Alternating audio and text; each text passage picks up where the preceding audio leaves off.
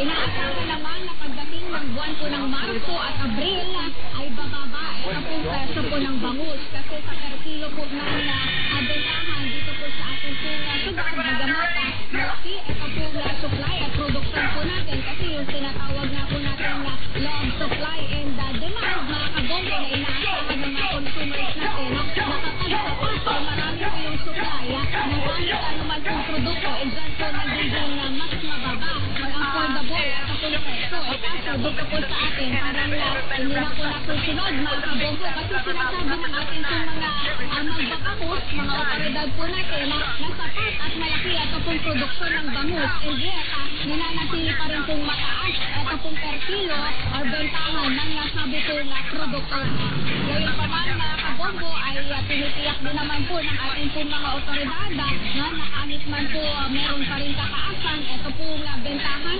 ng bangus dito po sa atin. Nakaantabay na lamang din po ang ating pong mga otoridad. Gayon din, nakaalalay ang default sa mga producers upang mas mapalakas pa ito pong industriya ng magbabangus dito po sa ating pong lugar.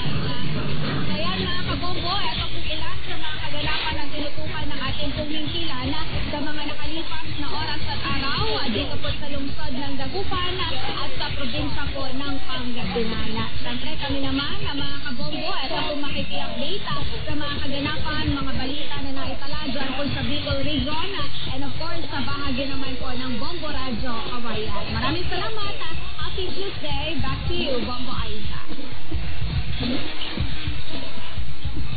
Kabonggo, live sa mga balita no update na mula dyan sa may bahagi po ng Bombo Radio Dagupan. Tuloy-tuloy mga kabonggo, wala po dyan sa Region 1. Nakuha natin dyan po siya may bahagi ng Region 2.